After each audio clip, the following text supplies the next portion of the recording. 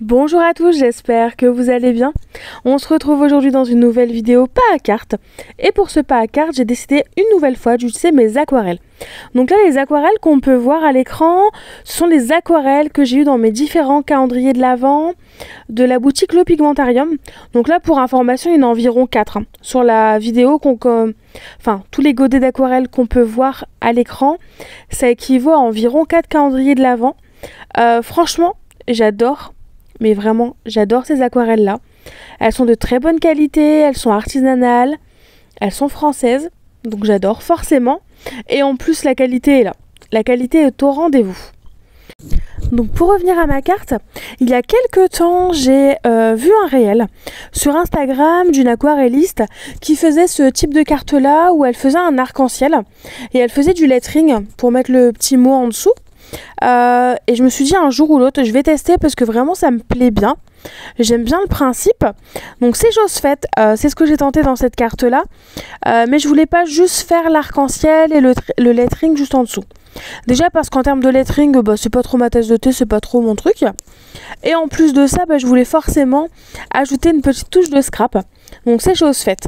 Donc là pour mon arc-en-ciel j'ai utilisé un petit rose fuchsia mais qui tire un petit peu vers le violet.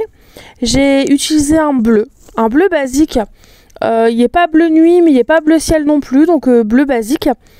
J'ai utilisé un bleu canard qui tend vers le turquoise, donc c'est la couleur la plus basse pour l'instant. Et pour finir, j'ai utilisé un petit argenté qui a des paillettes un petit peu rose, violine. Donc je trouvais ça hyper sympa à utiliser parce que ça rappelait justement les couleurs qui sont juste au-dessus.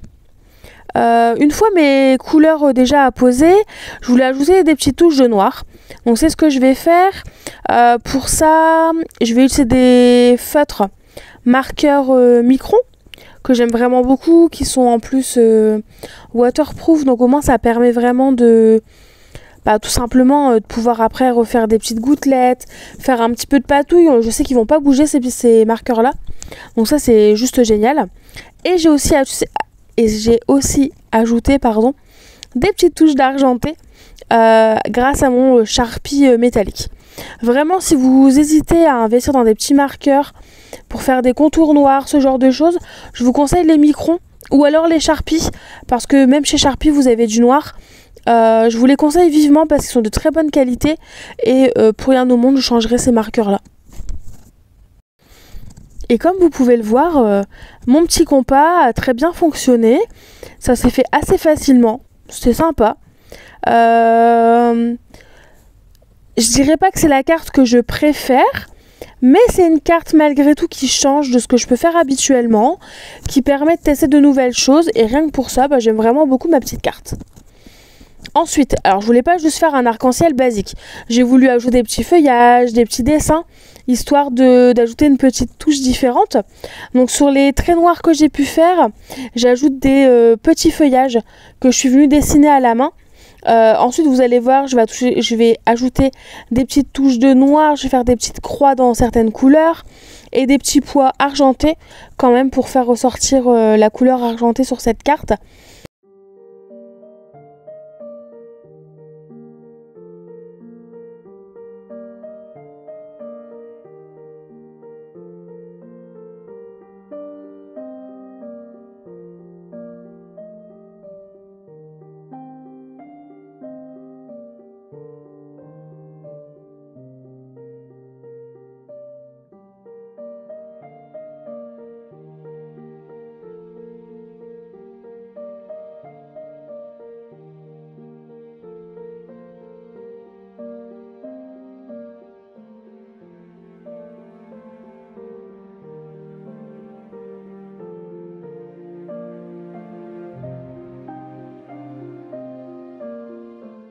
Alors je vous l'avais dit, je ne resterai pas sur un arc-en-ciel.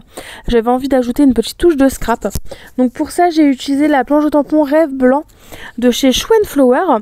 Et j'ai utilisé ces petits bonhommes de neige qui me plaisent vraiment beaucoup. Donc j'en ai utilisé qu'un.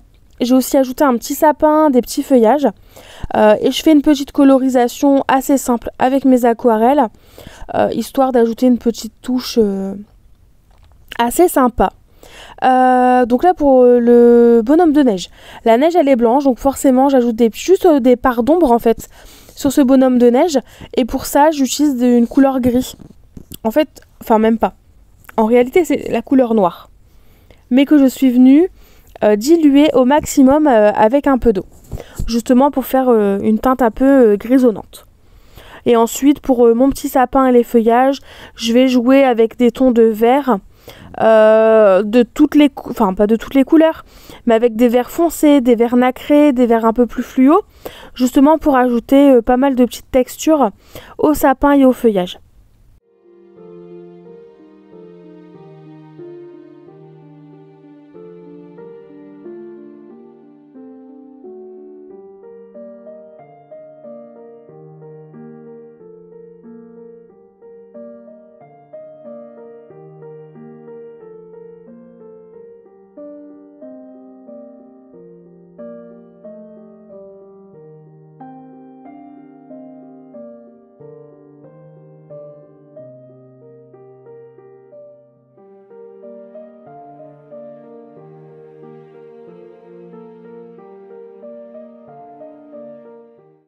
Nous arrivons au sapin. Donc comme je vous l'ai dit, j'y suis allée en fait avec plusieurs couches. Donc j'ai d'abord apposé des premières couches de couleurs. Toujours en fait avec mon pinceau je faisais les petits traits. Je sais pas si on voit bien là au niveau du sapin, mais il y a des traits qui vont du haut vers le bas. Et bien en fait j'ai essayé de simuler ces traits là pour faire un effet de branche sur mon sapin.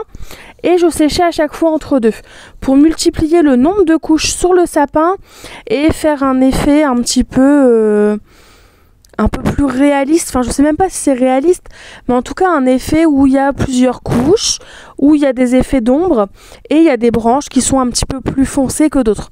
Un peu comme un vrai sapin, où des fois on a des branches de sapin beaucoup plus claires, d'autres beaucoup plus foncées. Enfin voilà, j'ai voulu jouer sur ce type de texture là. Donc c'est chose faite. Et ensuite pour finir, j'utilise un vert foncé nacré pour ajouter juste des petites touches de lumière et toujours un petit peu plus de paillettes parce que évidemment j'adore toujours autant les paillettes.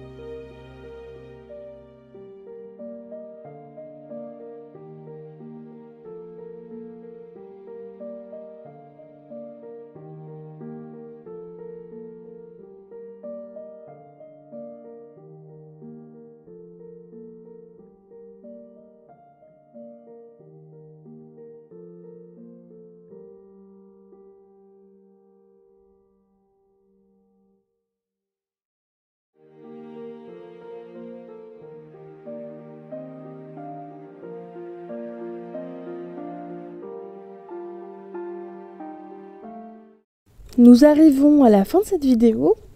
Cette fois-ci, j'ai eu envie d'ajouter en fait le sentiment, le texte positif directement sur la carte, sauf que je trouvais qu'il était plutôt perdu au niveau de la carte.